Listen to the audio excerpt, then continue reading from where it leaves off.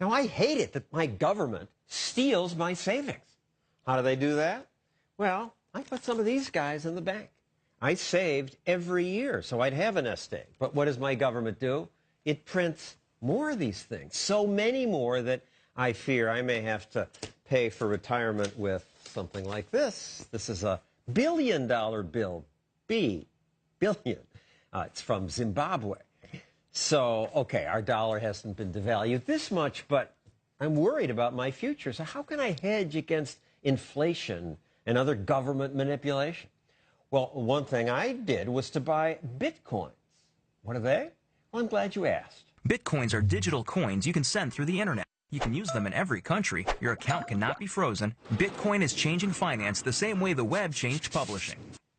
Maybe that was made by a company that promotes Bitcoins. So how Bitcoins work exactly is hard to get your brain around. So here to try to explain is Jerry Brito of the Mercatus Center. So what happens?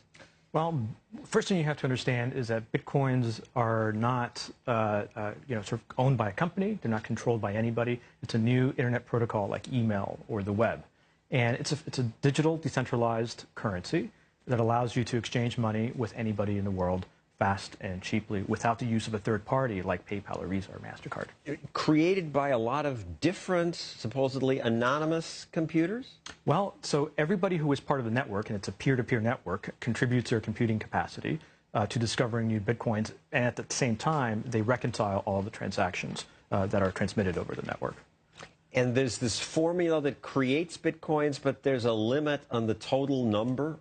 Automatically? The total number of Bitcoin that will ever exist is 21 million, and that will probably get there around the year 2040.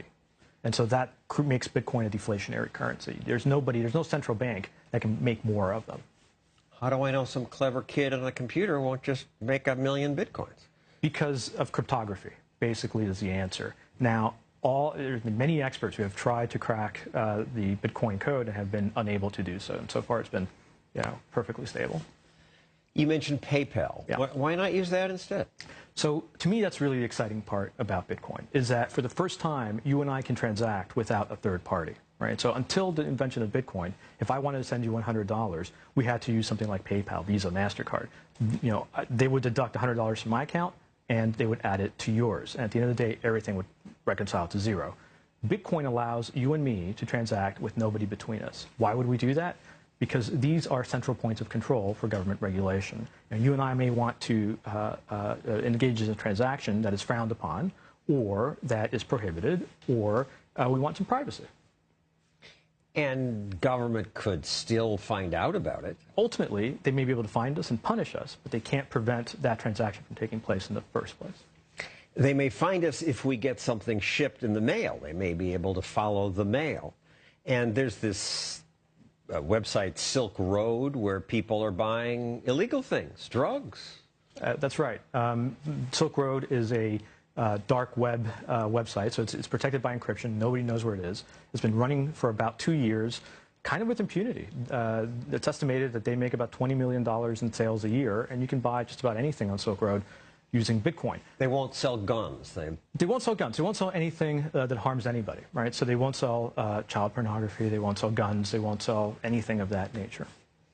And, I mean, we agree that drugs only harm the users sometimes, and it's personal choice. But what do you say to my wife who says this is just not good?